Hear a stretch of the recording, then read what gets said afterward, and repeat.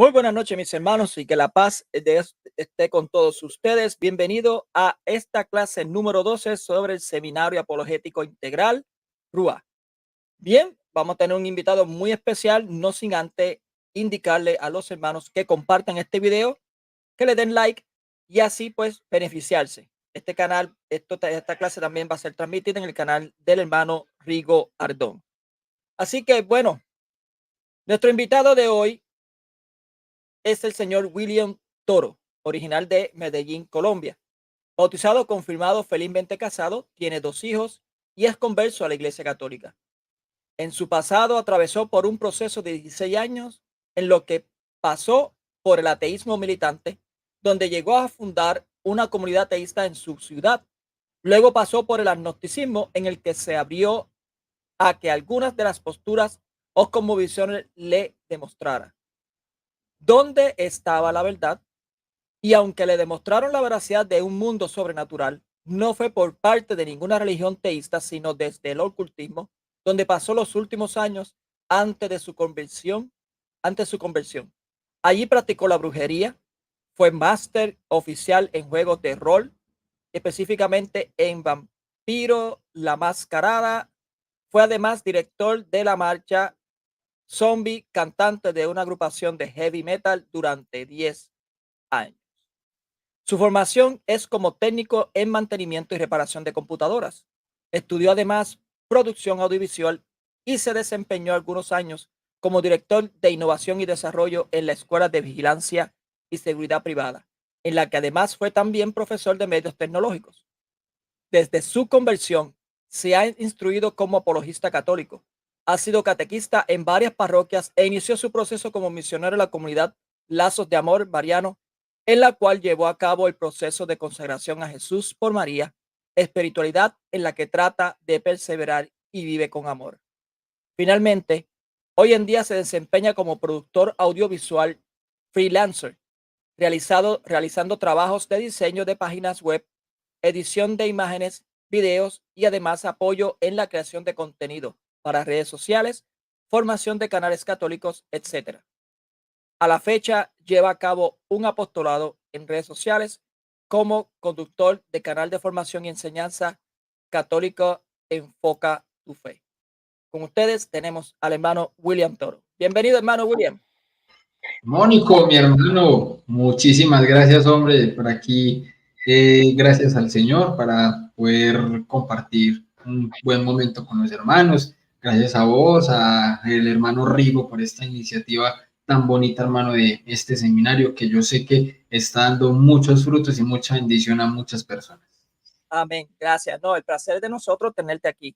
Bueno, no voy a ocuparte más tiempo, así que la clase es tuya. Adelante, cuando tú quieras compartir algo, me lo indicas, que yo lo sé. ¿Ok? Listo, mi hermano, muchísimas gracias. A los hermanos, si van a hacer una pregunta, póngalo en el chat o los comentarios para entonces anotarlo y dárselo al hermano William Toro para ver si puede responder. Adelante, hermano, el canal es suyo. Bendiciones. Gracias. Bien, vamos a iniciar de una vez por aquí compartiendo pantalla. Bueno, mis hermanos, antes que nada, muchísimas gracias por permitirme en esta noche, en este momento, poder compartir con ustedes este tema tan importante. No solamente por el tema de la apologética católica, sino que para mí también es un tema muy importante como consagrado a la Santísima Virgen María. Entonces, bueno, voy a disfrutar también mucho este tema. Les cuento, mis hermanos, que voy a tratar de enfocar este tema, aunque es en un marco apologético, lo voy a tratar de enfocar también para que sea muy especialmente para que los hermanos católicos puedan comprender de qué se trata el tema de la Inmaculada Concepción. ¿Por qué? Porque es que resulta que muchas veces se ha tenido controversias a la hora de comprender el dogma. Y a veces incluso muchos hermanos católicos desconocen de qué manera es que se entiende el dogma de la Inmaculada Concepción. Entonces, primero como católicos debemos entender qué es y en qué es lo que creemos, para que luego podamos de esa manera y sí poder tener diálogos con nuestros hermanos separados, no católicos y a veces incluso con hermanos ateos, agnósticos y escépticos que muchas veces desconocen la fe que nosotros tenemos. De hecho, cuando yo era ateo muchas veces dándomelas de que sabía mucho, muchas veces incluso desconocía el tema de las advocaciones de la Virgen María y creía que eran un montón de vírgenes. Entonces, a ese nivel muchas veces se desconoce lo que en realidad conocemos los católicos. Así que voy a iniciar con el tema de la Inmaculada Concepción, gracias al Seminario Católico Apologética Integral RUA 2024. Bien, ¿qué queremos decir con la Inmaculada Concepción? Bien, como católicos, nosotros lo que queremos decir con el dogma es que María fue creada y su creación fue completamente inmaculada, sin ningún pecado. Voy a tratar de leer esto que preparé, porque yo sé que si me doy confianza y empiezo a hablar y hablar y hablar, entonces me quedo explicando solamente el título del video y ahí se me va la hora. Entonces voy a tratar de leer algo que preparé para poder hacer esta exposición con esta presentación. Entonces, de la siguiente forma, debemos hablar pues del pecado original. Es el principio para poder comprender de qué se trata el dogma. Entonces debemos hablar del pecado original. Este lenguaje es muy bíblico y viene desde el libro de los Salmos, en el capítulo 51, versículo 5, donde dice: en pecado me concibió mi madre. Bien, aquí se habla del pecado original. Y nosotros como católicos creemos que María nació sin este. Pero, ¿de dónde sacamos eso? Eso es lo que vamos a explicar en esta charla. Entonces, resulta, mis hermanos, que en el libro del Génesis, en el capítulo 3, hay una profecía mesiánica, justo después de la caída. Pues para los que de pronto no saben, la caída, hay dos tipos. En el momento en el que es la caída desde el cielo, los ángeles caídos, Lucifer es expulsado, y en el momento en el que cae la humanidad, en el momento en el que pecan Adán y Eva. Entonces, justo después de la caída, por lo que está justo en el contexto de la caída de la humanidad, y es en esa profecía mesiánica donde tenemos cómo entender una enemistad, una guerra mortal, una barrera, un muro puesto entre el Mesías y la serpiente. Pero ojo, mis hermanos, porque esa barrera también está puesta ahí para la mujer, y lo pongo así en mayúscula, la mujer, porque como dice Génesis 3:15, y pondré enemistad entre ti y la mujer, y entre tu simiente y la suya. Esta te herirá la cabeza, y tú le herirás el calcañar. Y esa mujer, mis hermanos, es María. ¿Por qué? Algunos hermanos separados, protestantes y no católicos, dirán que no es María. Pero vamos a entender por qué de manera lógica. A ver, pensemos en esa enemistad, ¿ya? En esa enemistad que nos está narrando el libro del Génesis. Pensemos un momento en esa enemistad. Bien, en términos de quién hizo caso a las palabras de la serpiente y quién hizo caso a las palabras de Dios. Dice Lucas 1:38, he aquí la esclava del Señor, hágase en mí según tu palabra. Esto lo dijo la Virgen María en el contexto de la visita del ángel. Entonces, en esa misma línea hay enemistad entre el demonio y Cristo, pero también vemos esa enemistad entre el demonio y la Virgen María. ¿Por qué? Porque Eva, que también fue una virgen en ese momento, entonces la Virgen Eva hizo caso de las palabras de la serpiente, del demonio, y eso es retirar nuestra amistad con Dios.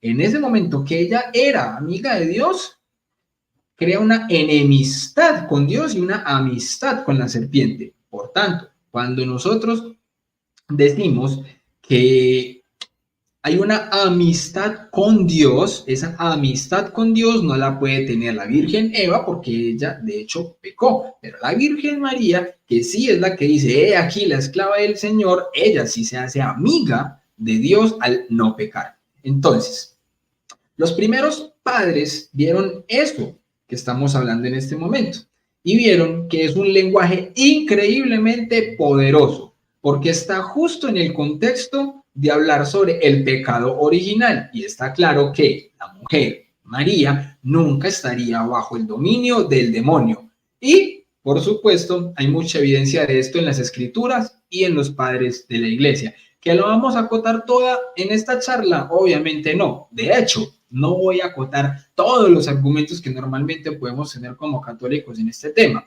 Voy a tratar de esbozar algunas de las fuentes y de las cosas más claras y de sentido común para que, como dije en el principio, el católico pueda comprender de qué se trata el dogma que profesamos como católicos sobre la Inmaculada Concepción. Entonces, vamos a basarnos en estos 3 puntos. En el desarrollo de nuestro tema sobre la Inmaculada Concepción, vamos a hablar primeramente de la definición de la palabra dogma. ¿Qué es lo que nosotros como católicos entendemos por dogma? ¿Eso con qué se come? ¿A qué se refiere? Porque muchas veces nuestros hermanos separados piensan que todo en lo que nosotros como católicos creemos es un dogma, ¿ya? O a veces hay algunas otras vertientes que piensan que nada de lo que nosotros creemos puede ser llamado dogma, ¿ya? Entonces, a veces se ve un relativismo en ese sentido. Entonces vamos a entender hoy de qué se trata en realidad cuando nosotros hablamos de un dogma. Luego vamos a ver una audiencia general de nuestro querido Papa San Juan Pablo II, donde habla al respecto de la declaración dogmática de la Inmaculada Concepción. Y es hermosísimas las palabras que dice nuestro Papa ya santo, San Juan Pablo II. Y finalmente vamos a ver unos apuntes apologéticos sobre la Inmaculada Concepción, para que también aprendamos a dar respuesta a algunas objeciones que normalmente se nos presentan. Bien, entonces vamos a iniciar con el tema de la definición de dogma. Espero que de pronto sí me estén comprendiendo ahí hasta el punto donde vamos. Recuerden darle like y compartir esta transmisión. Entonces, ¿de qué se trata la palabra dogma? Bueno, mis hermanos, la palabra dogma viene del griego dokein y se usa a veces en los escritos de autores clásicos antiguos para significar una opinión o lo que parece verdadero a una persona. Otras veces para señalar una doctrina o posición filosófica, especialmente si se trata de las peculiares doctrinas de una escuela particular de filósofos, ¿ya? Es decir, que anteriormente también se usaba la palabra dogma para determinar una verdad creída por un grupo específico, ¿ya? Entonces, también a veces se refiere a un decreto u ordenanza pública, un dogma poiestai. En la Sagrada Escritura se usa en algunos casos, y vamos a ver estos ejemplos para entender en el sentido en el que se habla. Entonces, con el sentido de decreto o edicto de la autoridad civil, como vemos, por ejemplo, en Lucas 2:1. Sucedió que por aquellos días salió un edicto, edictum dogma, de César Augusto. Podemos verlo también reflejado en Hechos 17:7 y en Esther 3:3. En otros, con un sentido de norma de la ley mosaica, como en el caso de Efesios 2:15, donde nos dice, anulando en la carne la ley de los mandamientos con sus preceptos, dogmasin, ¿ya? Y también se aplica a los decretos u órdenes del Concilio Apostólico de Jerusalén, que aquí me parece que es la forma mejor utilizada en el Nuevo Testamento para que nosotros podamos entender de qué manera es que se desarrollan los dogmas en el magisterio católico, que tenemos nuestro origen allí, en este Concilio Apostólico de Jerusalén. Entonces, como dice, conforme iban pasando por las ciudades, les iban entregando para que las observasen. Las decisiones dogmata tomadas por los apóstoles y presbíteros en Jerusalén. Esto lo podemos encontrar en Hechos, capítulo 16, versículo 4. Entonces, quiero apoyarme en este momento en un video corto de mi gran amigo el Padre Byron, donde nos explica de forma muy rápida, clara y contundente la diferencia que nosotros como católicos debemos hacer entre dogma, tradición y catecismo. Entonces, prestemos un momento atención a las palabras de mi gran amigo el Padre Byron.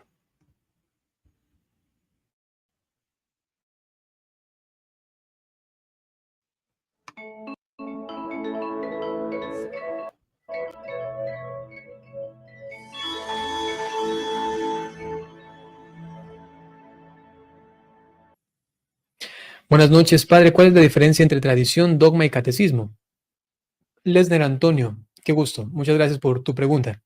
A ver, la diferencia entre los tres, primero una breve definición, ¿no? La tradición es la palabra de Dios que ha sido transmitida, es la revelación de Dios transmitida de forma oral, ¿no? Y que se compendia de alguna manera en el espíritu de los escritos de los padres de la iglesia, por un lado. Dogma es una verdad y que esta verdad o este dogma es inamovible, innegociable. Sencillamente eso es una verdad eterna. Y el catecismo, en cambio, es el compendio y es una referencia para la doctrina, el depósito de la fe para el magisterio de la Iglesia Católica, ¿no? Entonces, las diferencias. Tradición es revelación, es palabra de Dios. Dogma es lo que nace de la revelación. Que la Iglesia Católica, ya sea por lógica, ¿no? O por consecuencia,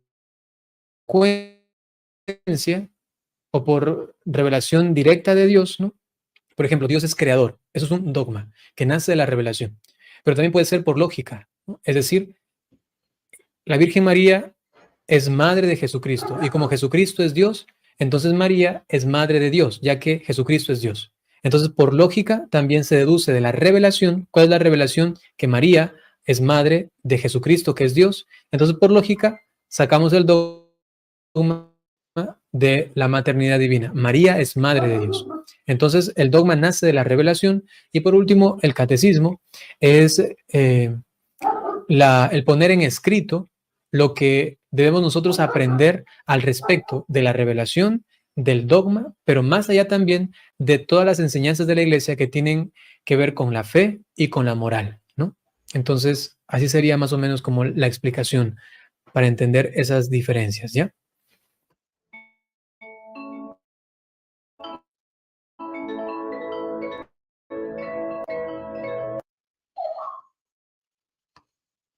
Bien, entonces, con base en esto que acabamos de escuchar, siguiendo una larga tradición, actualmente entendemos por dogma una verdad que pertenece al campo de la fe o de la moral y que ha sido revelada por Dios, transmitida desde los apóstoles ya a través de la escritura y ya a través de la tradición y propuesta por la iglesia para su aceptación por parte de los fieles. Brevemente, Dogma puede ser definido como una verdad revelada, definida por la Iglesia. Las revelaciones privadas, ojo, las revelaciones privadas no constituyen dogmas, no constituyen dogmas, porque hay muchos hermanitos católicos que piensan que alguna revelación privada, algo emocional, o es que yo lo sentí porque yo sentí que Dios me dijo esto. Muy bien, Dios nos puede dar mensajes y revelaciones privadas que nos sirven para nuestra propia perseverancia en la fe, para confirmarnos en la fe, pero no son dogmas que deba creer toda la grey. Entonces, mucho ojo con eso, muchachos, que las revelaciones privadas no constituyen dogmas.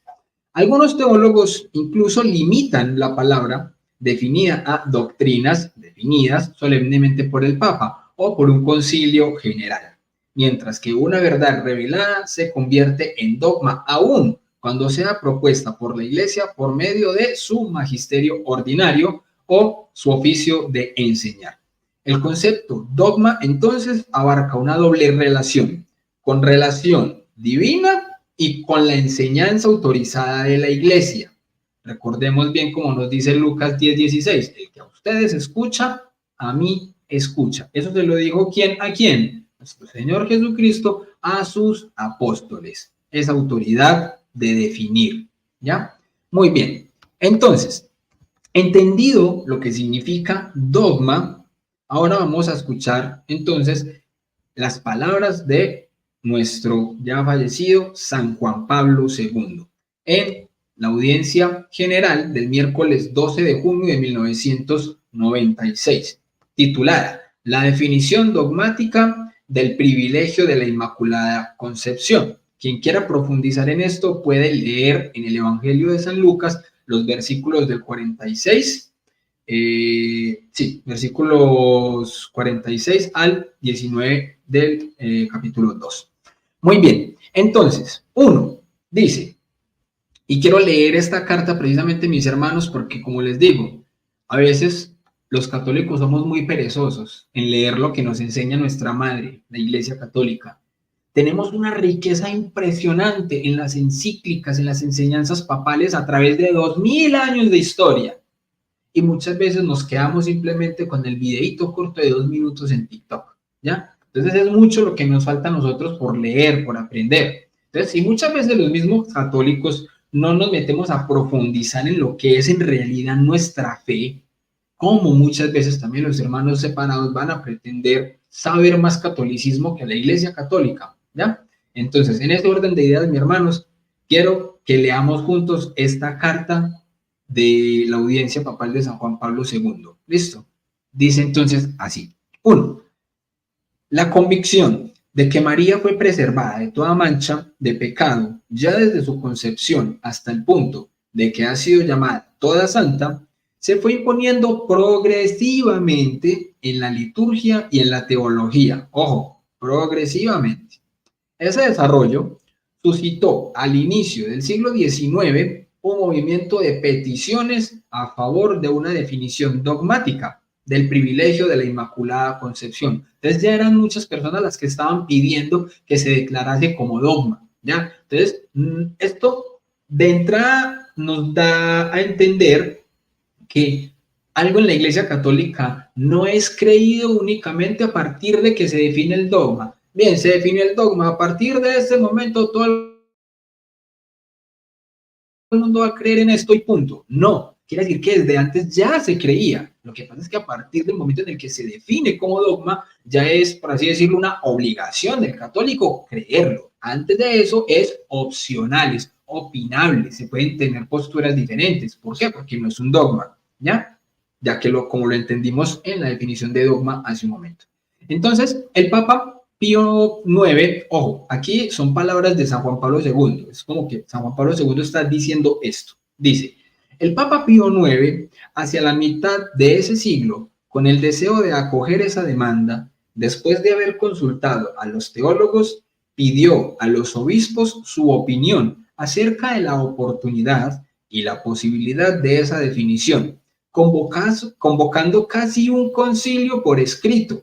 Y el resultado fue significativo. la inmensa mayoría de los 604 obispos respondió de forma positiva a la pregunta.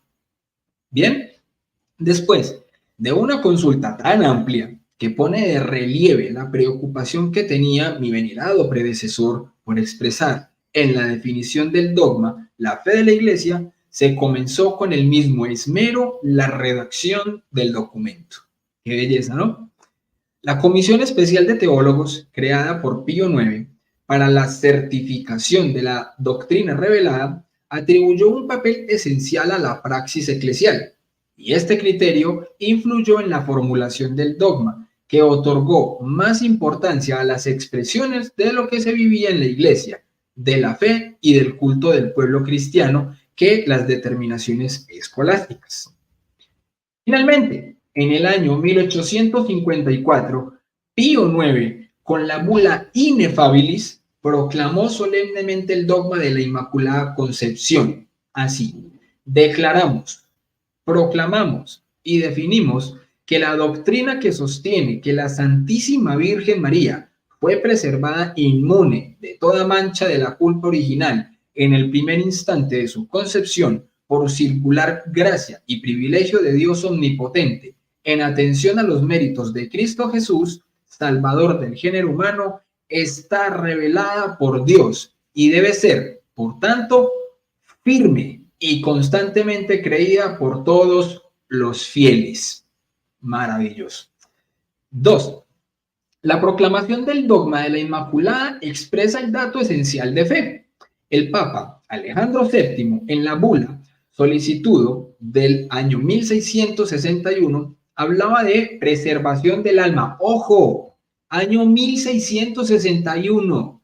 Hablaba de la preservación del alma de María en el primer instante de su creación e infusión en el cuerpo. La definición de Pío IX, por el contrario, prescinde de todas las explicaciones sobre el modo de infusión del alma en el cuerpo y atribuye a la persona de María en el primer instante de su concepción el ser preservada de toda mancha de la culpa original. Vemos entonces cómo no se contradicen ninguno de los papas, sino que lo que hacen es darle de manera progresiva un mayor énfasis a un punto o a otro hasta llegar a la plenitud de la fe como nosotros la conocemos y hasta el punto en el que se dogmatiza una verdad revelada. Es impresionante. La Iglesia Católica es hermosa en esta forma de actuar, donde de ninguna manera, con ninguno de sus dogmas, contradice ninguna de las enseñanzas doctrinales de la Iglesia a través de todos estos 2000 años. ¿Ya? Bien, entonces, la inmunidad. La inmunidad de toda mancha de culpa original implica como consecuencia positiva la completa inmunidad de todo pecado y la proclamación de santidad perfecta de María, doctrina a la que la definición dogmática da una contribución fundamental. En efecto, la formulación negativa del privilegio mariano, condicionada por las anteriores controversias que se desarrollaron en Occidente sobre la culpa original, se debe completar siempre con la enunciación positiva de la santidad de María, subrayada de forma más explícita en la tradición oriental. Allí lo que nos está diciendo San Juan Pablo II, mis hermanos, es precisamente que en la ortodoxia oriental hay son un poco fuertes al ser detractores de esto, pero es un tema más del lenguaje, porque ellos piensan muchas veces que el lenguaje es un lenguaje muy latino, ¿ya? Pero resulta que en la definición y en las escrituras, hasta incluso en el griego original, vemos ya de manera implícita y a veces un poco explícita también la formulación de este dogma y esta creencia de la Inmaculada Concepción. De hecho, ya lo vamos a ver ahorita de una manera muy lógica, ¿ya? Bien, entonces, dice la definición de Pío IX se refiere solo a la inmunidad de pecado original y no conlleva explícitamente la inmunidad de la concupiscencia. Con todo, la completa preservación de María de toda mancha de pecado tiene como consecuencia en ella también la inmunidad de la concupiscencia, tendencia desordenada que, según el Concilio de Trento, procede del pecado e inclina al pecado. 3. Esa preservación del pecado original, concedida por singular gracia y privilegio de Dios omnipotente, constituye un favor divino completamente gratuito que María obtuvo ya desde el primer instante de su existencia. La definición dogmática no afirma que este singular privilegio sea único, pero lo da a entender. Y ojo, aquí hay que entender algo porque nuestros hermanos separados a veces podrían decir, sí ve que no es único, y entonces ustedes dicen que Eva, que Adán, que tal cosa, ¿cierto? Pero cuando estamos hablando de que no es un privilegio único, se refiere a la humanidad a partir del momento del pecado original, no antes de este, porque Adán y Eva fueron creados sin esta mancha de pecado, precisamente porque no existía, ¿ya? Se refiere al momento en el que inicia, en el que comienza este deterioro, ¿ya? Entonces, ¿esto es para qué? Por lo siguiente, dice, la definición dogmática no afirma que este singular privilegio sea único, pero lo va a entender. La afirmación de esa unicidad se encuentra, en cambio, enunciada explícitamente en la encíclica Fulgens Corona del año 1953, en la que el Papa Pío VII habla de privilegio muy singular que nunca ha sido concedido a otra persona, excluyendo así la posibilidad sostenida por alguno, pero con poco fundamento, de atribuirlo también a San José. Yo en algún momento fui uno de los que dije, yo seguramente también nuestro queridísimo San José debe haber sido preservado del pecado original. Es difícil sostenerlo, pero yo en algún momento lo llegué a pensar. Pero en este momento, cuando uno lo ve de esta manera, y que incluso pues hay algo ya desde el magisterio que dice que no debemos atribuirle esta condición, obviamente, a San José, yo antes lo vi de una manera muy impresionante, porque San José, sin haber sido también prevenido del pecado original, fue quien fue, sin pecar. Es decir, San José sí tenía la concupiscencia al pecado, y teniendo esta concupiscencia al pecado, aún así fue tan berraco, como decimos en Medellín, fue tan berraco que no pecó. Entonces, impresionante el caso de San José, pero eso ya sería para otro programa.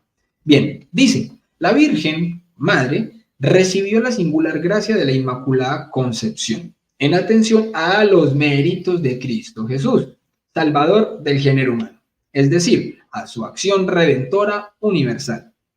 En el texto de la definición dogmática no se depara expresamente que María fue redimida, pero la misma bula Ineffabilis afirma en otra parte que fue rescatada del modo más sublime. Ojo, la iglesia lo está diciendo, María sí fue rescatada, porque muchas veces a nosotros nos llegan con que es que los católicos creemos que María no necesitó ser salvada.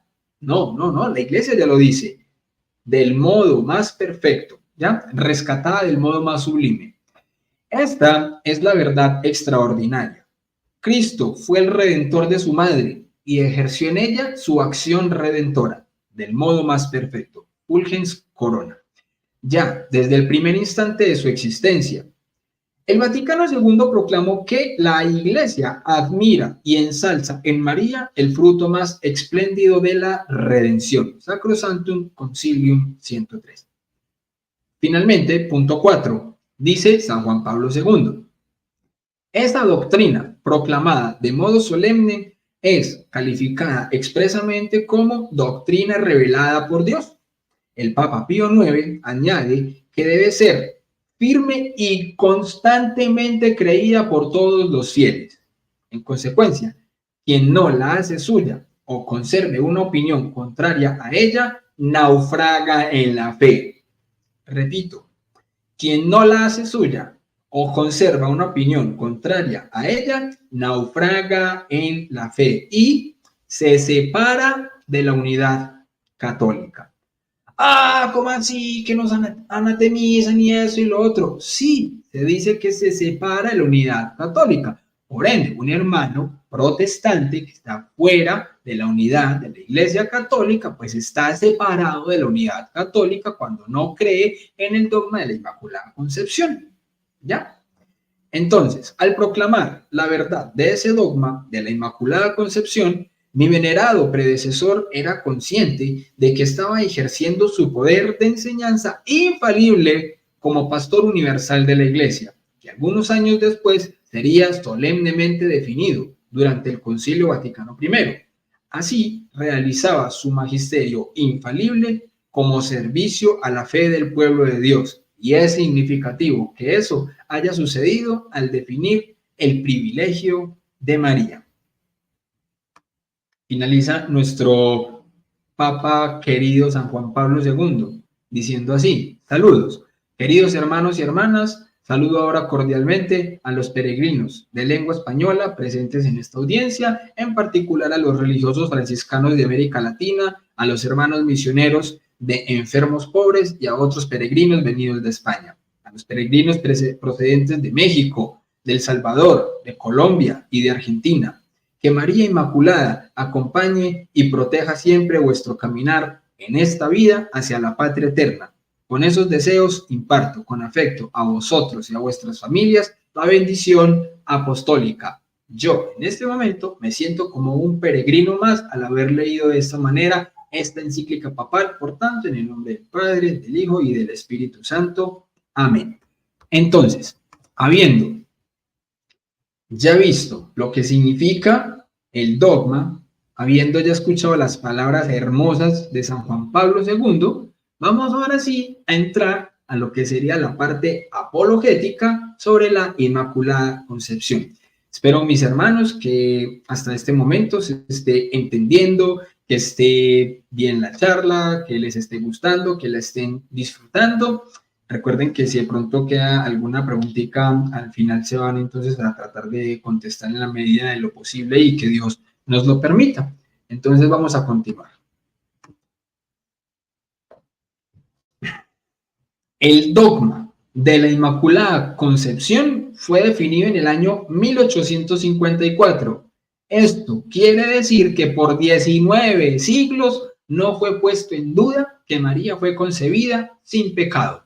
Alguien podía de pronto tener acercamientos, dudas, apreciaciones, interpretaciones que de pronto tergiversaban un poco la verdad completa sobre esta creencia de la Inmaculada Concepción, pero de allí a ponerlo en duda de manera tácita, hombre, la Iglesia durante 19 siglos no tuvo que definir un dogma al respecto, hasta que lo hizo, ¿ya?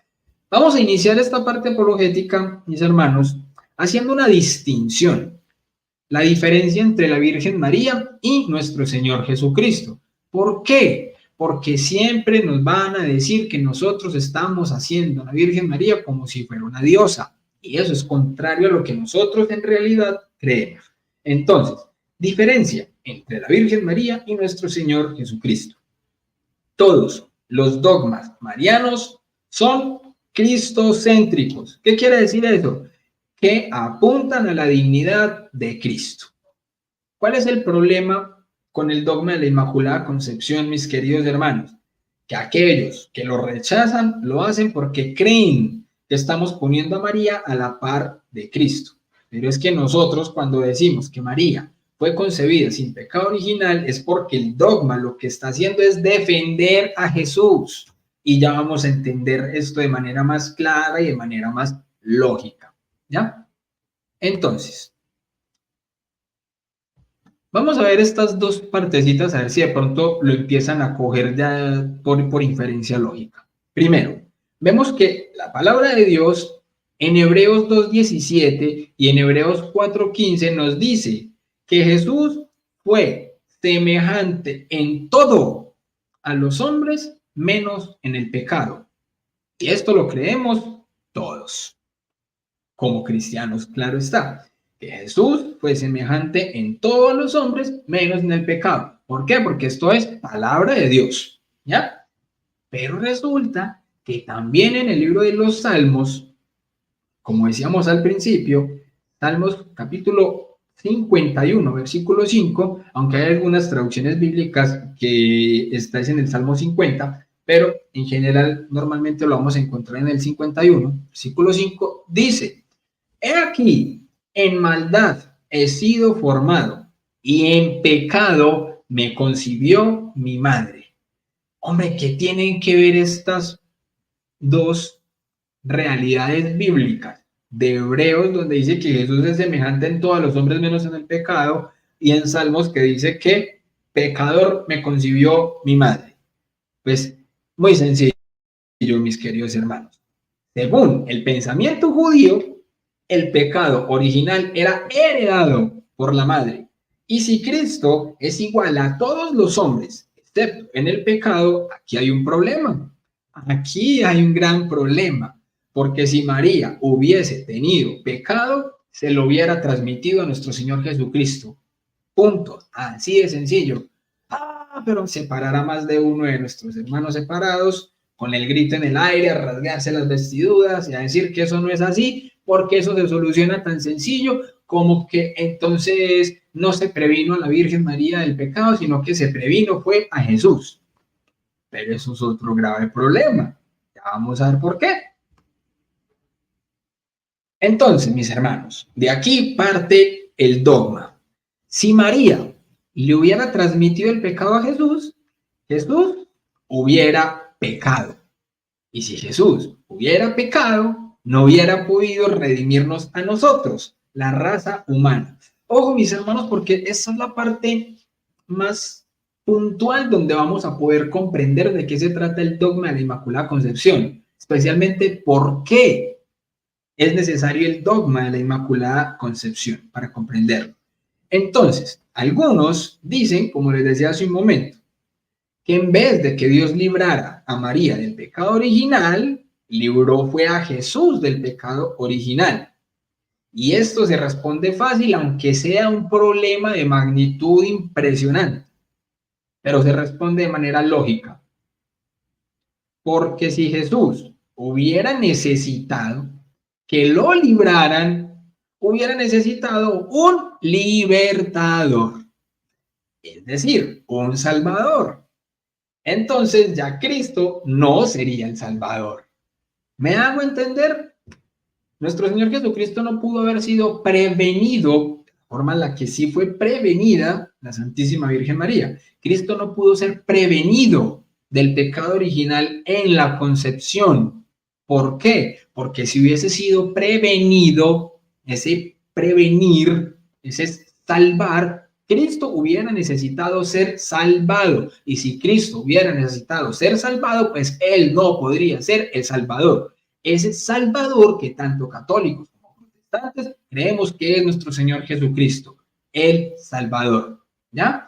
Entonces, aquí vemos la gran perfección de Dios en la Iglesia Católica, que declara que a María sí, se le ha librado del pecado original por los méritos de Cristo.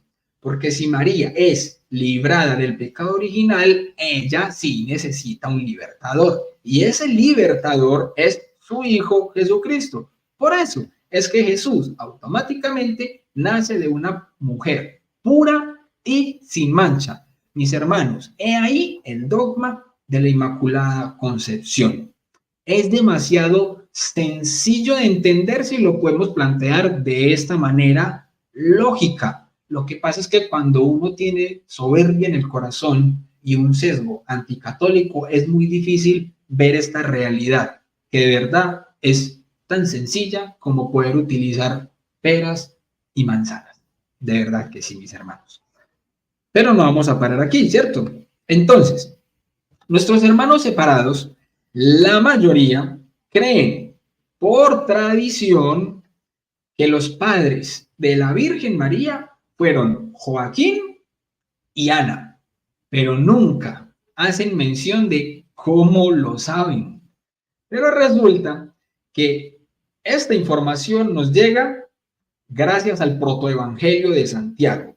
Y es aquí donde vemos que no solo la Inmaculada Concepción es un milagro, sino que incluso la concepción misma de la Virgen María es un milagro. Y quiero que también me acompañen a leer este fragmento del protoevangelio de Santiago, porque aquí vamos a ver una parte de la historia que quizás algunos no han leído, quizás algunos nunca se las han contado, o quizás algunos si la leyeron o la conocieron en algún momento, nunca lo habían visto relacionado como un posible también argumento circunstancial hacia el tema de la Inmaculada Concepción. ¿Por qué? Porque vuelvo y repito, si nuestros hermanos separados, los que aceptan que por tradición los padres de la Virgen María son Joaquín y Ana, y esto lo aceptan, entonces por tradición también deberían aceptar lo que nos narra esta tradición, de donde se saca esta información. ¿Qué nos dice esto? Espero, mis hermanos, que les esté gustando esta charla, preparada con todo el cariño para todos ustedes. Entonces, dice así: Protoevangelio de Santiago, tratado histórico acerca de la natividad de la Madre Santísima de Dios y siempre Virgen María. Trataré de leerlo un poco rápido como para poderlo abordar, porque me parece que es hermoso todo este texto, ¿ya? Les dice así, mis hermanos. Según cuentan las memorias de las 12 tribus de Israel, había un hombre muy rico por nombre Joaquín, quien hacía sus ofrendas en cantidad doble, diciendo: el sobrante lo ofrezco por todo el pueblo, y lo debido en expiación a mis pecados será para el Señor, a fin de volverle propicio. Llegó la fiesta grande del Señor, en que los hijos de Israel suelen ofrecer sus dones, y Rubén se plantó frente a Joaquín, diciéndole: no te es lícito ofrecer el primero tus ofrendas, por cuanto no has suscitado un vástago en Israel. Joaquín se contristó en gran manera y se marchó al archivo de Israel con intención de consultar el censo genealógico, a ver si por ventura había sido él el único que no había tenido posteridad en su pueblo. Y examinando los códices, encontró que todos los justos habían suscitado descendientes. Se acordó, por ejemplo, de cómo al patriarca Abraham le dio el Señor en sus postrimerías por hijo a Isaac. Joaquín quedó sumamente afligido y no compareció ante su mujer, sino que se retiró al desierto, y allí plantó su tienda y ayunó 40 días y 40 noches. Tan curioso que nosotros como católicos seguimos teniendo por tradición una cuaresma de 40 días, 40 noches, donde nosotros vamos expiando nuestras culpas, nuestros pecados, con miras a lo que ya se viene, que es la Semana Santa. Y qué bonito ver esto también en este tiempo de Cuaresma. Continuemos. Entonces, allí plantó su tienda y ayunó 40 días y 40 noches, diciéndose a sí mismo: no bajaré de aquí a mi casa, ni siquiera para comer y beber, hasta tanto que no me visite el Señor mi Dios, que mi oración me sirva de comida y de bebida. 2. Y Ana, su mujer, se lamentaba y gemía doblemente, diciendo: lloraré mi viudez y mi esterilidad. Ojo, que la madre de la Virgen María era estéril, no podía tener hijos, aparte que ya era bastante anciana. Pero vino la fiesta grande del Señor y le dijo Judith, su criada: ¿hasta cuándo vas a estar humillando tu alma? Ya ha llegado la fiesta mayor y no te es lícito contristarte. Toma este pañuelo de cabeza que me ha dado la dueña del taller, ya que no puedo yo ceñírmelo por ser de condición servil, y tener el sello real, perdón. Y dijo Ana: apártate de mí, pues no he hecho yo tal cosa, y además el Señor me ha humillado demasiado como para que me lo ponga, no sea que algún malvado te lo haya dado y hayas venido a hacerme también a mí cómplice del pecado. Replicó Judith: ¿para qué voy a maldecirte yo si ya el Señor te ha herido de esterilidad, no dándote fruto en Israel? Y Ana, aunque afligida en extremo, se despojó de sus vestidos luctuosos, se hizo el tocado, tomó sus vestidos de boda y sobre la hora nona bajó al jardín para pasear. Allí vio un laurel, se sentó a su sombra y oró al Señor diciendo: oh Dios de nuestros padres, óyeme y bendíceme a mí, de la manera que bendijiste el seno de Sara, dándole como hijo a Isaac. Fíjense lo que es tan hermoso en el matrimonio.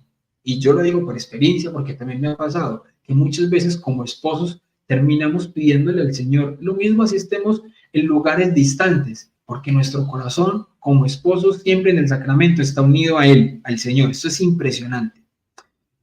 Y habiendo elevado sus ojos al cielo, vio un nido de pájaros en el laurel, y se lamentó de nuevo entre sí, diciendo: ¡ay de mí! ¿Por qué habré nacido? ¿Y en qué hora habré sido concebida? He venido al mundo para ser como tierra maldita entre los hijos de Israel. Estos me han colmado de injurias y me han barrido del templo de Dios. ¡Ay de mí! ¿A quién me semejo yo? No a las aves del cielo, puesto que ellas son fecundas en su presencia, Señor, en tu presencia, Señor. ¡Ay de mí! ¿A quién me parezco yo? No a las bestias de la tierra, pues aún estos animales irracionales son prolíficos ante tus ojos, Señor. ¡Ay de mí! ¿Con quién me puedo comparar? Ni siquiera con estas aguas, porque aún ellas son fértiles ante ti, Señor. ¡Ay de mí! ¿A quién me he igualado yo? Ni siquiera esta tierra, porque también ella es feraz, dando sus frutos oportunamente, y te bendice a ti, Señor. He aquí que se presentó un ángel de Dios, diciéndole: Ana, Ana, el Señor ha escuchado tu ruego, concebirás y darás a luz, y de tu prole se hablará en todo el mundo.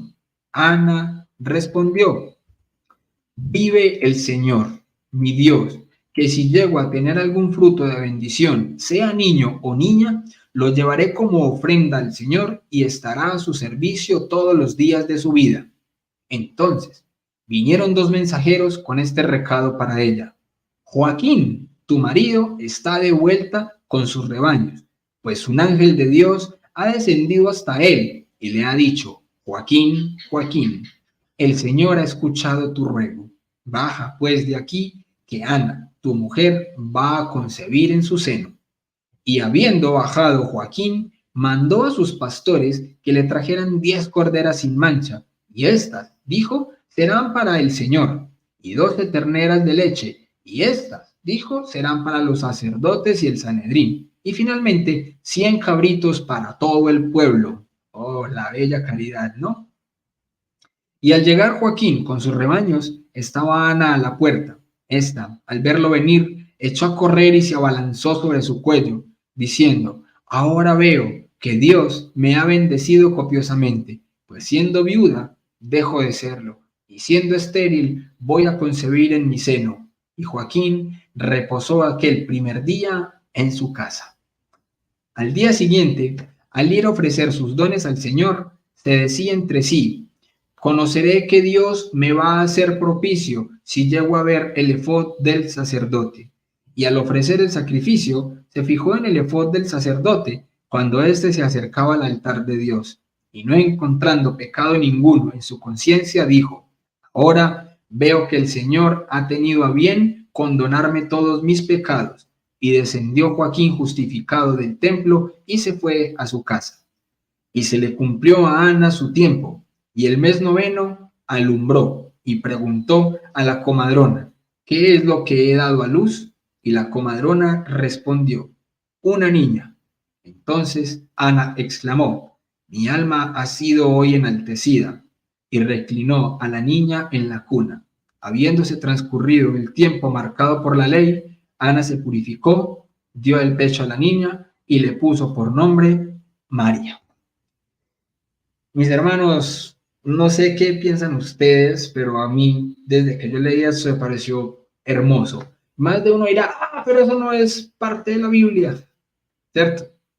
Bien, pues hoy nos dirigimos en peregrinación espiritual a un santuario ligado a la memoria del nacimiento. Ojo que esto lo está diciendo San Juan Pablo II. Entonces, hoy nos dirigimos en peregrinación espiritual a un santuario ligado a la memoria del nacimiento de la Virgen Santísima, una antigua tradición, a la cual hace referencia a un apócrifo del siglo II. ¿Sí ven que eso es un apócrifo? Ojo, que apócrifo no es sinónimo de malo, simplemente que es sinónimo de apartado. Pues el apócrifo de Santiago no fue incluido dentro del Nuevo Testamento, así como muchos otros escritos, pero han sido parte valiosísima en la tradición que hemos recibido de antiguo, ¿ya? El protoevangelio de Santiago sitúa en Jerusalén, junto al templo, la casa en que nació la Virgen. Los cristianos desde el siglo V en adelante han celebrado la memoria de la Natividad de María en la gran iglesia construida frente al templo, sobre la piscina probática, donde Jesús curó al paralítico. San Juan Pablo II, Angelus, 5 de julio de 1987. Además, bajo el influjo del protoevangelio de Santiago, se instituyeron las fiestas de la Natividad, la Concepción y la Presentación, que contribuyeron notablemente a destacar algunos aspectos importantes del misterio de María. San Juan Pablo II, Audiencia General, 15 de octubre de 1997. El propósito del libro, es decir, del protoevangelio de Santiago, tal como explicó el Papa Benedicto XVI, era exaltar la santidad y virginidad de la Virgen María. Y ojo que es un documento del siglo II. Al nombre de Santiago, además del apócrifo protoevangelio de Santiago, que exalta la santidad y la virginidad de María, Madre de Jesús, está particularmente ligada a la carta que lleva su nombre. Benedicto XVI, Audiencia General, 28 de junio del 2006. La influencia en las tradiciones católicas ha sido tan grande que por él sabemos los nombres de los padres de la Virgen, Joaquín y Ana. Y por esto, mis queridos hermanos, quiero dedicarle también en esta noche especial esta canción a nuestros queridos abuelos, porque al ser los abuelos de nuestro Señor Jesucristo, los padres de la Virgen María, siendo ella nuestra Madre del Cielo, también los podemos adoptar a ellos como nuestros queridos abuelitos del cielo.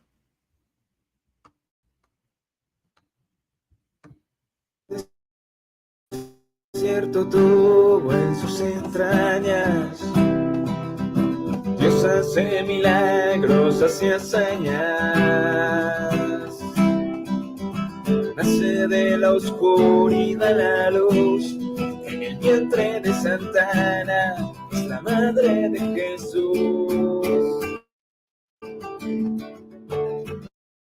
Nace una pequeña inmaculada, casa del anciano Joaquín, la niña de Dios que fue adornada, por ella vendrá el Mesías y le dará el pecado fin.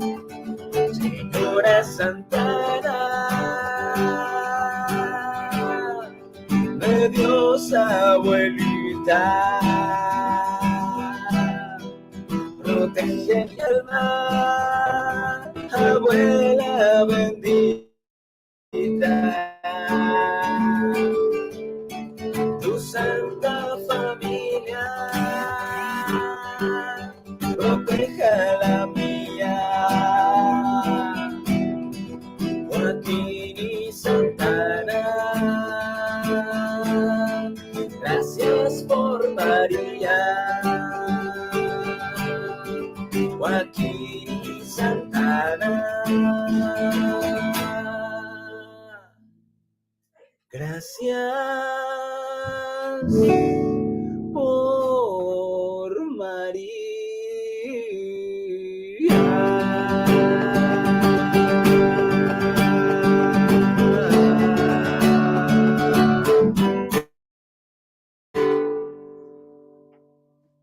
Joaquín y Santa Ana, gracias por María.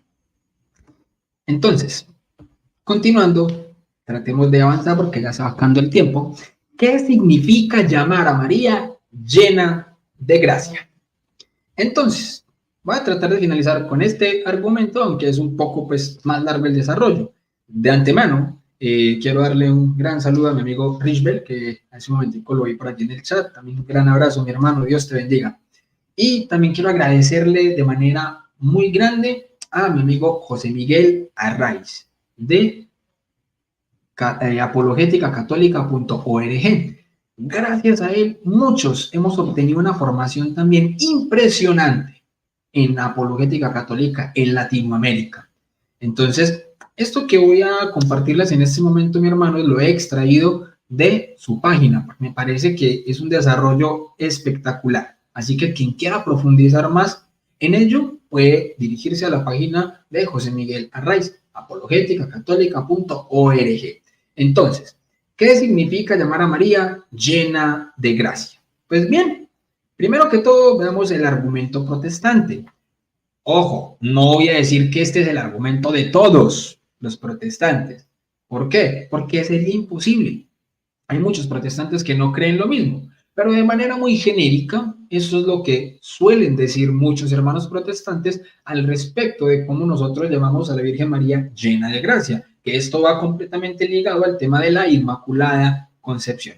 Entonces dicen algunos hermanos protestantes, Roma se apoya para su dogma mariano en Lucas 1:28, y entrando el ángel en donde ella estaba dijo, salve muy favorecida, el Señor es contigo, bendita tú entre las mujeres.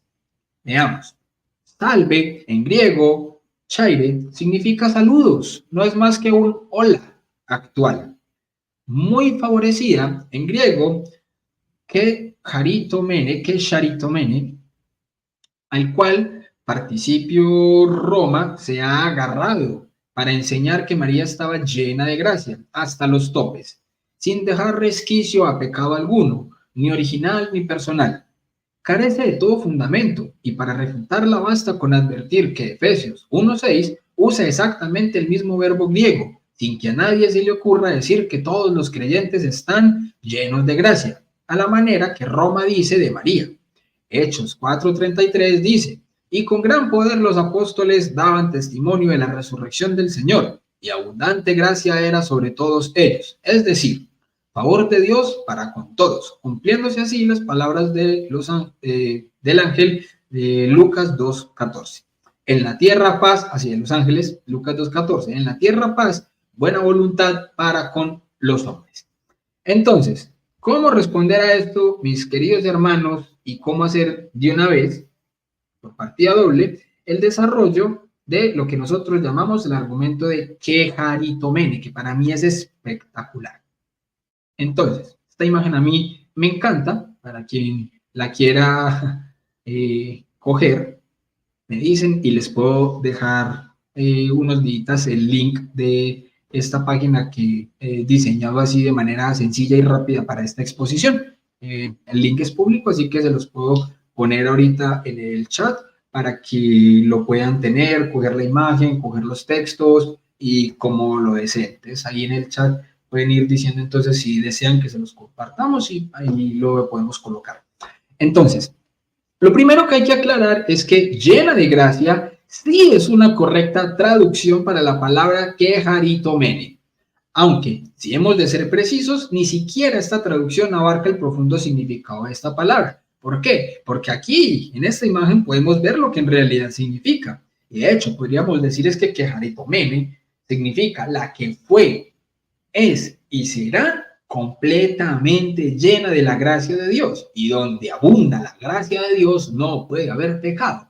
Entonces, de la Virgen María, con esta palabra que el ángel le dio, y que por cierto, cuando le dice salve, eso no es un simple hola como el que podemos tener hoy en día.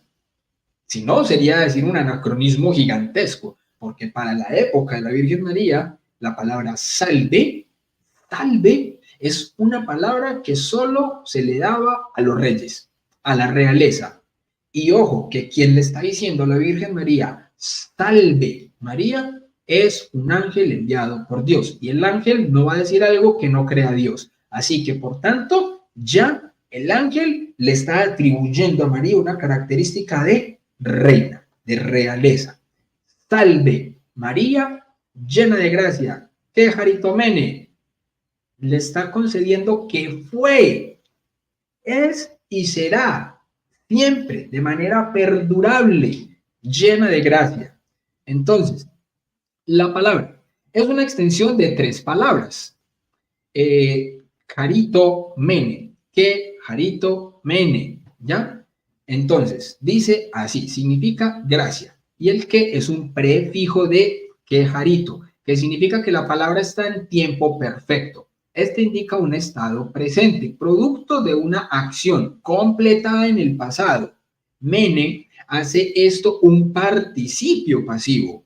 Pasivo significa que la acción es realizada en el sujeto. En nuestro caso, la Virgen María, por otra persona. En este caso, ¿quién? Dios. Resumiendo, la palabra quejaritomene de María es un participio pasivo de Quejarito, de Jarito. Es Dios el autor de su estado de gracia, llenada, colmada completamente de gracia. También es importante, mis hermanos, hacer notar que cuando el ángel Gabriel utiliza Quejaritomene para referirse a María, lo hace como pronombre. ¿Qué es un pronombre? Un pronombre toma el lugar de un nombre o de un título, lo cual representa la identidad de la persona de la que se está hablando. Así, María es identificada con un simple término, el cual no es su nombre, María. En base a esto, nosotros interpretamos que el ángel no está diciendo que María está llena de gracia en ese momento, sino que se está refiriendo a ella como la llena de gracia, la colmada de gracia. Ahora, este estado, siendo producto de una acción pasada por ser un participio pasivo perfecto, viene indicando una perfección de la gracia, que es intensiva y extensa. El estado de María es un estado de acción pasada de Dios hacia ella, donde la ha colmado de gracia, quedando identificada de este modo. O sea, ella en cualquier momento de su existencia es la llena de gracia. Por tanto, en ningún momento de su existencia puede haber ni una sola marca de pecado. Bien, cabe resaltar entonces que esta palabra con la que el ángel identifica a María solamente es utilizada para ella en toda la escritura. Y la verdad, no sé de dónde algunos hermanos protestantes sacan que Efesios 1:6 utiliza el mismo verbo. En primer lugar, allí aparece la palabra carito, que es distinto al quejaritomene. Como hemos visto, quejaritomene no está conjugado de la misma manera que jarito, ya que es un participio pasivo en tiempo perfecto, utilizado como pronombre, lo cual es lo que le da a quejaritomene la implicación de que el estado de gracia de María es total y permanente. Un caso similar lo tenemos también cuando la Biblia habla de Esteban, que esto es otra cosa que los hermanos dicen, Esteban también le dijeron lleno de gracia. Bien, la escritura narra en Hechos 6:8 que estaba Esteban lleno de gracia y de poder. Entonces, si Esteban estaba lleno de poder, ¿también era omnipotente? No. Sin embargo, aquí ocurre algo similar y se trata de un adjetivo, pleres, lleno, seguido del genitivo jarito, charitos, de gracia. Los adjetivos reflejan cualidades de los sujetos, mientras que los pronombres sustituyen o identifican al sujeto en una oración. Así, hay una diferencia entre la palabra utilizada con María y la utilizada con Esteban, ya que la primera, o sea, la de la Virgen María, implica un estado permanente de gracia, mientras que la segunda a un estado de Esteban en el que es en ese momento, así como cuando nosotros vamos al confesionario como católicos. ¿Hemos pecado? Sí. Se nos da la absolución. En ese momento estamos llenos de gracia. ¿Por qué? Porque se nos ha concedido el perdón. Tenemos ahí en ese momento la gracia. Pero en ese momento, es una gracia de ese momento. ¿Hasta cuándo? Hasta que vamos a caer en pecado. Ahí perdemos ese estado de gracia. Diferente de la Virgen María, que tiene un estado de gracia permanente. Eso significa quejaritomene. ¿Ya? Entonces, como les decía en el principio, mi hermano, de este argumento, he sacado esta información de la web de mi amigo José Miguel Arraiz, que para los que no la conocen o no saben quién es él, pues es una leyenda apologética en Latinoamérica. Gracias a él, muchos hemos obtenido una formación en diversos temas desde hace muchos años. Bien, mis hermanos, finalizo entonces de esta manera la exposición sobre la Inmaculada Concepción de la Virgen María. Entonces voy a mirar aquí. Muy bueno, muy buena exposición. Espero que los hermanos hayan estado bien pendientes de cada detalle, porque mira, aquí yo hice unas cuantas anotaciones. Voy a compartir el link de la web que hice pues para esta exposición, por si algún hermano entonces quiere pues sacar de allí también como los datos. ¿Listo? Voy a compartir ahí en el chat. Lo puedes ponerlo en el chat para que ellos lo compartan. Eso no hay problema. Bueno, Listo, hermano. he estado viendo a ver si hacen una pregunta. Solamente hicieron una preguntita, un hermanito que se llama Agora Exorcitarum. Pero me extrañó mucho la Sí, pregunta. Estuve respondiéndosela porque creía que no estaba envuelto con el tema, pero sí tiene parte envuelto, claro que sí. El tema es, él pregunta es, ¿qué es el pecado original? claro que sí. Perfecto, me parece fantástica la pregunta. Yo creo que quizás haya faltado explicar eso en el principio. Lo que pasa es que muchas veces uno asume cosas pensando que los demás ya todos las han de saber y eso es un error muchas veces en el que va a exponer. Así que de antemano me disculpo y claro que sí, mi hermano. El pecado original es el momento de la caída de la humanidad. Adán y Eva fueron creados limpios, fueron creados sin ningún tipo de pecado, pero con el libre albedrío. Y dice la narración de Génesis que la serpiente, a través de sus artimañas y sus mentiras, convence a la Virgen Eva de comer el fruto prohibido. Y ojo, la Biblia en ningún momento dice que el fruto es una manzana, ni que es esto, ni que es lo otro. No, cuando hablamos del fruto prohibido estamos hablando de la desobediencia. Lo que hizo lo que hizo Eva fue desobedecer a Dios, que les dijo, no coman del fruto prohibido. De manera alegórica podemos imaginarnos muchísimas cosas para atribuirle a ese comer el fruto prohibido. De la misma manera que podemos atribuir a la creación del ser humano desde el barro a la materia, como que ese barro y materia sea, por ejemplo, ese homínido mono al que Dios le da el primer soplo de vida y que a partir de ese momento ese primer par de monos hayan evolucionado en seres humanos Homo sapiens sapiens, ¿ya? Es una posibilidad. De la misma manera, podemos decir que el fruto prohibido sea simplemente un fruto en un árbol y Dios únicamente para probar la obediencia de los seres humanos creados en ese momento, se les pide que pueden obtener todos los frutos del jardín menos este, únicamente este no.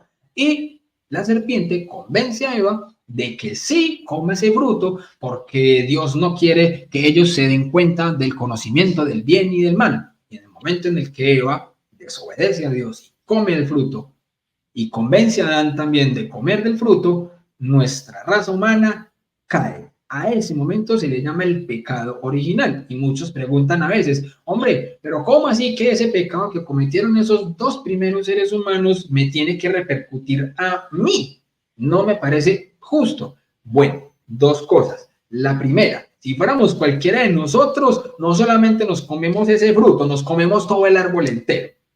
Así de sencillo, así de perversos somos, ¿ya? Entonces, eso como primer lugar. Y en segundo lugar, en el momento en el que se comete ese pecado, ¿por qué eso llega hasta nosotros de generación en generación? Es muy sencillo y lo pongo como una analogía. Digamos que yo como padre de familia, me gano mi salario, mi sueldo con mi trabajo y todo eso, ¿cierto? Y con ese salario yo tengo que pagar el alquiler de la casa, comprar la comida, el mercado, pagar el estudio de los hijos, pagar todos los gastos que uno puede tener como padre y cabeza de familia. Pero resulta que el día que me llega a mí mi sueldo, yo cojo ese sueldo y me voy para el casino y en el casino me gasto todo ese dinero en pecado, en maquinitas, en todo eso, lo despilfarro y me quedo sin un solo peso. Ojo, que el pecado lo cometí yo, pero ¿me veo afectado únicamente yo? No, también mi familia, porque no hay ni plata para alquiler, entonces no tenemos casa, no hay plata para la comida, entonces no hay comida, etcétera, etcétera, etcétera. Una acción mía como cabeza de familia tiene consecuencias en mis seres queridos. Por tanto, en la primera acción, ese primer pecado de nuestros padres, cabeza de toda la humanidad, repercute y ha tenido consecuencias en todos nosotros como sus hijos. Espero que de pronto se haya entendido esa explicación. Sí, me gustaría añadir algo más, si me permite, para que pueda entender el señor Agora, el pecado original en sí también, lo que puede, para que lo entienda mejor, es el estar apartado de la justicia y santidad original en la cual estábamos, como dice el catecismo también. Como dice el hermano Williams, al nosotros estar, a nuestros padres, Adán y Eva, estar en el paraíso, estaban en una amistad con Dios. Estaban llenos de la gracia de Dios, estaban protegidos por la gracia de Dios misma. Al ellos pecar, obviamente ellos fueron expulsados de ese paraíso, o sea, en otras palabras, ya no hay una amistad con Dios como la tenían nuestros padres anteriormente, y eso causó un declive completo a la raza humana. Es tanto así que los más inocentes pagaron por culpa de nosotros. No sé si sabías este detalle, hermano William, que para poder conseguir ropa, para que Adán y Eva taparan su desnudez, tuvieron que sacrificar unos animales. O sea, los más inocentes tuvieron que ser sacrificados. Y de ahí en adelante, pues todo el mundo, no solamente la raza humana, todo el mundo fue perjudicial. Por eso es que el catecismo dice que no es un pecado de acción que todo el mundo tenemos, sino que es un pecado contraído y que es un estado, que es un estado del alma misma. Bueno, tengo otra más. Ya tenía otra porque él también preguntó que si de dónde encontramos eso en el Antiguo Testamento, y ya te lo dijo indirectamente dónde era, que era en Génesis 2, en Génesis 3. Lo dijo indirectamente ahí. Algo muy interesante que estuve escuchando es con respecto a la definición que tenía un papa y la definición que tenía, ¿quién era el otro? Sí. San Juan Pablo II, con relación a, perdón, Pío IX con relación al Papa VII, sí. Es correcto. Uno decía que el pecado, que la Inmaculada de María era con respecto al alma misma, y otro decía que era con respecto a la concepción. El ser completo. El ser completo. La pregunta sería, ambos entonces en sí están indicando lo que es la Inmaculada Concepción. Lo que pasa es que lo que difiere es el tiempo, dónde fue exactamente. ¿Cómo así? ¿En qué año fue que se dijo? Lo que difiere es cuándo fue, si fue en el momento del alma o en el momento del ser. Eso es lo que diferenciaban. No lo que diferencian. Lo que están queriendo decir es que, por ejemplo, el Papa, no me acuerdo el nombre, pero pues séptimo, si quieres yo lo miro por aquí, creo que lo tengo así a la mano cerca. Lo que este Papa estaba diciendo era que María había sido preservada del pecado, era en su alma, no en las consecuencias en el cuerpo. O sea, el desarrollo, como yo lo había dicho, o sea, el desarrollo del dogma solamente llega a su plenitud en el momento en el que se define el dogma. Por eso yo decía, es que hay momentos en los que algunos pensaban unas cosas o dudaban de otras. Entonces, fíjense, por ejemplo, aquí en este Papa, él decía que sí, María fue preservada del pecado original en su alma, y el alma está desde el momento de la concepción. Donde no fue preservada, que no lo dice, sino que se puede sobreentender de manera implícita, es que no le haya preservado como las consecuencias en el cuerpo, que también hay consecuencias de ello narradas en el Génesis.